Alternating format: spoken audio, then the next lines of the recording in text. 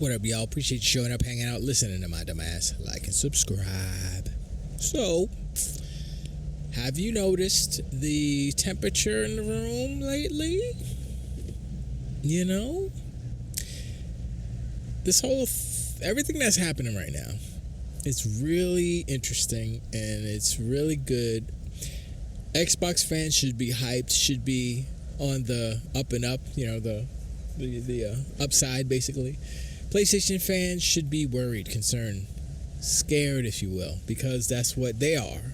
Since you like to emulate your leaders, then yeah, that's what it is. That being said, I did watch a video of Laura Fryer, I believe I said her name right.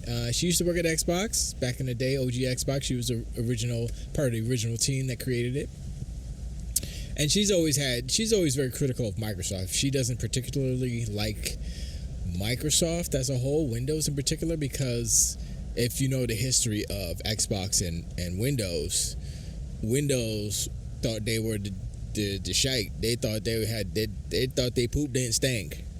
And Laura and them and Seamus and everybody else, Robbie Bach, all them OG cats from Xbox were scraping and scrapping trying to get this thing done. And Windows didn't care about them. They were like second, third, fourth class citizens. And now you look at what it is today. Windows, yeah, it's giant, of course. But Xbox is right there. They beat them in revenue at one point. So, you know, and Laura had some good things to say about Phil. She told a story about some stuff that happened. I was like, okay, there you go. Phil's a good guy, of course. We all know that. We all knew that.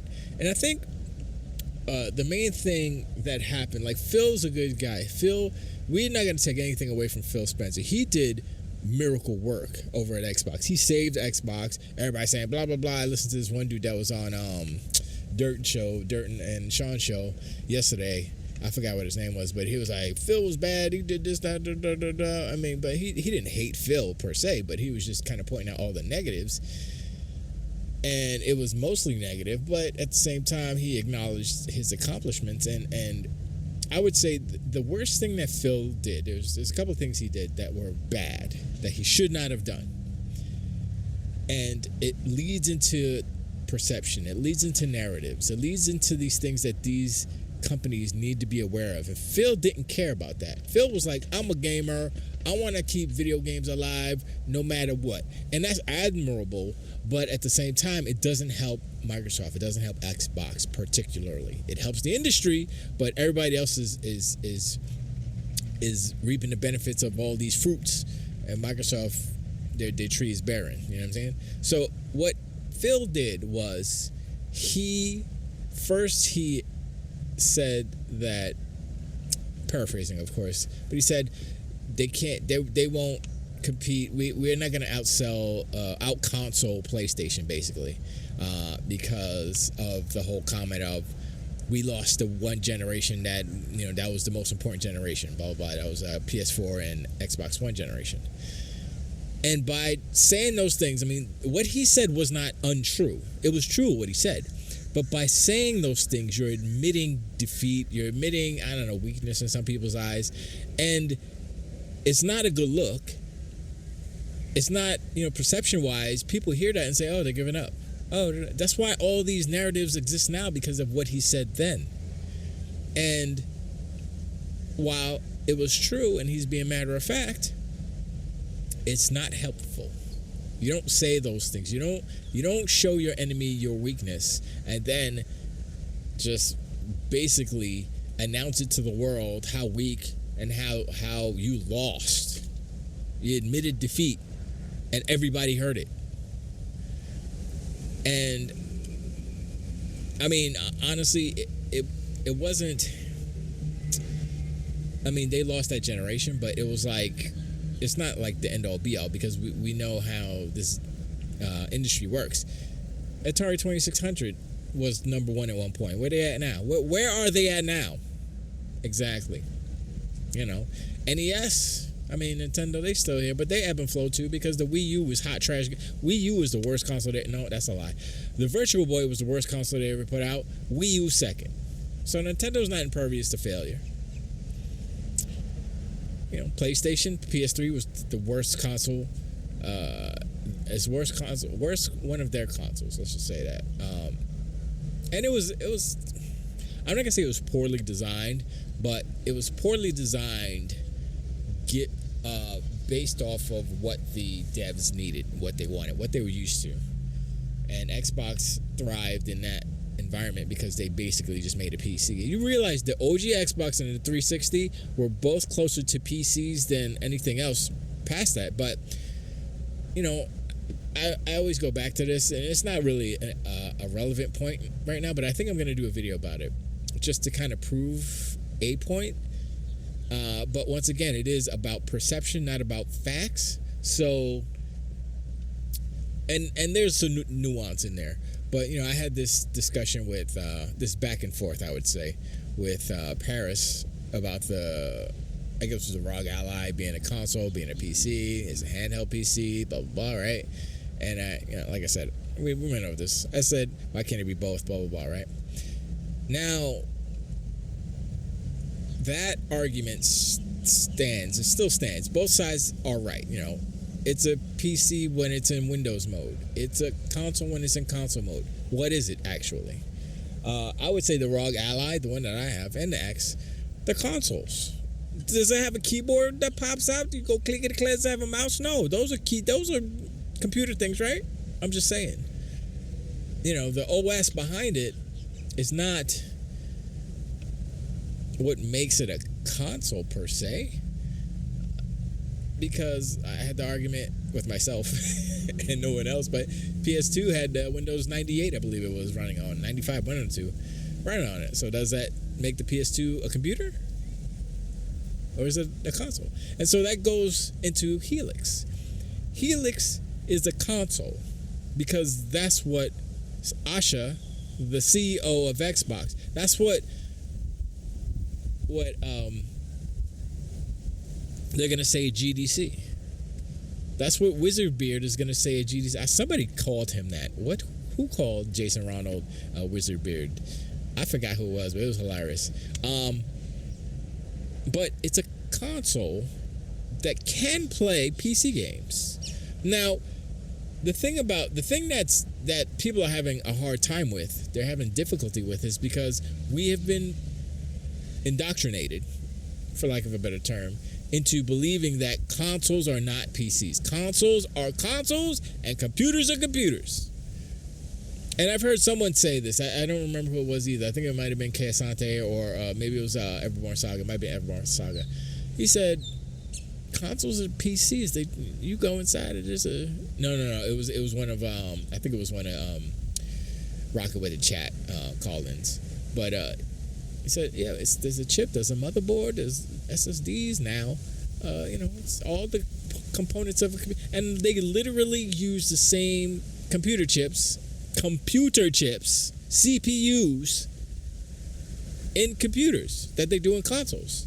They literally have a version of the PlayStation 5 that is a desktop computer. They disabled the graphics cores because there's something wrong. Might have been something wrong with the yield or something. So the CPU is fine, but the GPU doesn't work. So they just slap it in a case or whatever, and it's a PC. So is it a PC or is it a PlayStation 5?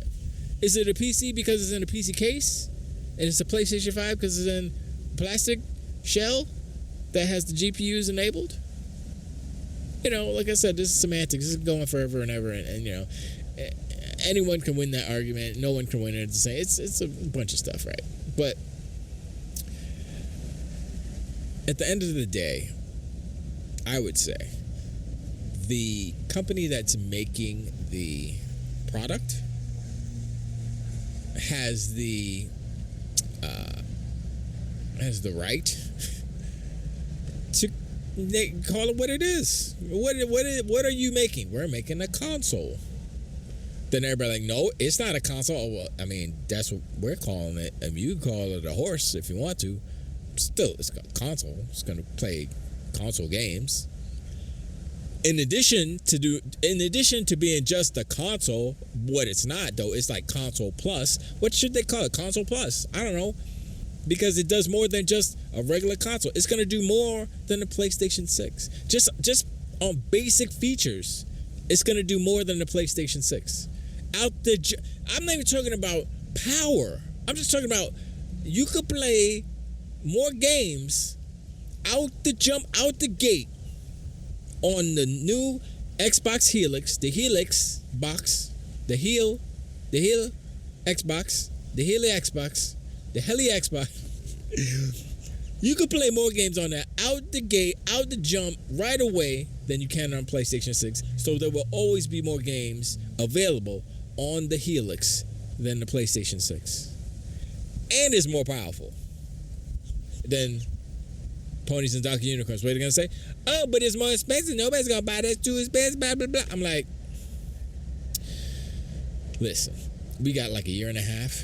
Start saving your money. I'm going to start putting some money away because I'm going to put it on my credit card and I'm going to pay that bad boy off and I'm going to be like, yeah, boy, get my Helix, get my double here, my DH Xbox, Direct Xbox, Direct Helix, double Helix Xbox. You know, it's gonna be glorious. I hope they do 48 gigs of man. Shoot, I'm definitely gonna have to put some money aside. I don't want to be struggling. But I'm like, wow. It's like everything that's happening right now, nice. Everything that's happening right now, I like what I'm hearing. There's no questions. There's no doubt. There's no FUD right now, as far as I'm concerned. I'm just looking at it, I'm like, okay, when's GDC? I'm going to be watching that. I'm not going to understand a lot of it, but I'm going to be watching. I'm curious. I want to see Asha up there doing her thing. I want her to, do some body slams, elbow drops, leg drops. I want her to get in there. Take off the muzzle. Matt's ready to bite somebody. He's ready to go in. Pause. Look, I think Phil and Sarah were holding Matthew back. Matthew Pitbull Booty. Y'all remember the infamous, if you want to call it that, email where he was like, yo, we're going to spend these fools out of business. We could do this. And I was like, yo. And Phil was like, listen, Matthew, calm down. All right, kumbaya, woosah, woosah. And he's like, come on, man. You're not letting my full potential come out. You're holding me back. Asha came through. I think Asha, guys, she has I think she can read people. Maybe, I don't know. I'm just jumping to conclusions, but I'm like, why would she keep Matt Booty around? You know what I'm saying? Why would she keep Matthew Butalamus Pitbullimus around? Because she's like, I need my sniper, yo. Matt Booty's a sniper. I need my dude on the ground. I need my John Wick up in here slapping these devs around, letting them know, yo, you take it too long. You take it too long. Get it done. Oh, PlayStation ain't giving us no games? Guess what? No more games for PlayStation. We still going to PC though, because y'all, that's us. Helix, baby. I can't even, Helix. How you do it? Helix. I can't do the hand signal. Helix, there it is. Helix. That's bad. You know what I'm saying? And it makes sense. So it's like, they're always going to be on PC, which is good. Because that's what the PC people want. That's what the PC Master Race people want. They want the games on PC. So, I mean, I don't have a problem with that. And that's, honestly, with Play Anywhere and all that stuff, cool. Is it going to be on Steam? I hope they continue with that, you know what I'm saying? Because it makes them money and it will keep the majority of people happy. GOG, Epic, sure. Just let them all. But when it comes to PlayStation, you'd be like, listen, they did good with Forza Horizon 5. They did good with Sea of Thieves. Everything else, not so much. And remember, Phil said it. He's not there anymore, but Phil said it. They did it. It happened, right? They got the numbers. They see what games did, what games didn't. Asha's gonna look at all this stuff and say, oh, okay, this game and not. Okay, boop, boop, boop. Then she can be like, all right, cool. Call of Duty, not on Game Pass no more. Take that out. Y'all gotta buy it, okay? I got no problem with that. If that helps, if that helps with that 30% margin, Just do it. I wasn't playing it before it came into Game Pass. I'm probably not gonna play it after it's out of Game Pass. Don't matter to me. I'm not picky. Let me spell my name out for you. It's SGB. Anyway, you know, and then all the other like single player jams that they're gonna have, like, you know, I mean, maybe we'll put them on PlayStation eventually. Give them a year. I was saying before, I was like 6 months. No. With this new rumor that PlayStation is pulling their games off of PC because they're scared of Helix, it's all good. It's all good, right? So that's how you act. That's how we gonna act. And the problem with PlayStation's strategy is that they don't have the content. They don't have the inventory to pull a move like that because they got one game a year. Who's gonna buy a PlayStation for one game?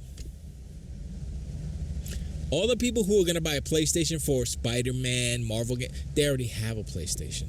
There's not going to be any new customers. You know what?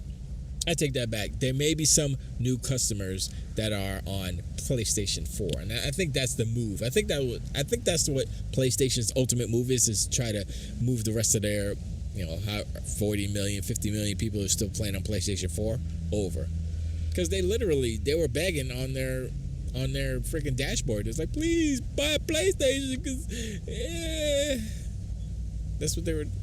I'm like, yeah, that's not befitting of a market leader. What do you guys? The more I look at PlayStation, the more they are not the market leader. They are not acting like it. They scared. They running away. They don't like competition because they scared. They ain't got no games. What? Huh? And they're crowned the market leader because they say that they shipped 97 million units. How does that work? Everybody knows Nintendo's the market leader anyway, but whatever. Oh, they don't count because they Nintendo and the games aren't as powerful. Man, it's just so many stupid caveats that it's just like, well, I don't even care to listen to y'all knuckleheads anymore. Although I do know that Helix is sucking out all of the oxygen. Sucking up all the oxygen in the room. Nobody's talking about PlayStation in a good light. And the ponies and donkey unicorns are trying to spin the PC news, running away from PC, as a positive. Like, yeah, we got exclusives back. Yeah, we'll make less money. Yeah, they'll close more studios. Yeah, the games are going to get smaller. Yeah, everything that happens because of this move that they may or may not do, let's say they do it, is a negative impact on PlayStation, especially now because they don't have any new hardware. All they have is the PlayStation 5 and the PixelTech 5 Potato. Now, they could come out with a PlayStation 5 Portable, and a lot of people might buy that, depending on the price. But it's still not going to move the needle. Actually, you know what? That might be the smartest thing that they could do, is do a PlayStation 5 Portable, right? For the PlayStation people who are still on PlayStation 4, make it,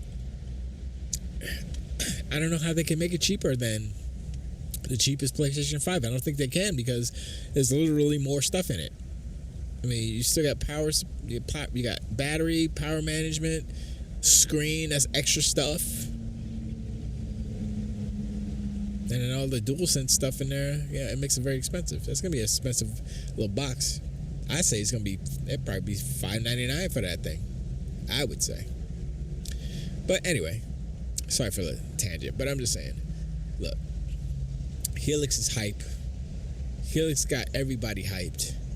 I don't hear anybody talking negative about Helix. Everybody has their doubts or whatever, because there's questions that people have. It's not like they said something and then they're like, oh, I don't like that. No, they're not saying. They're like, well, is it this? Is it all these hypothetical and questions that people have, which is good, which means there's interest in the product.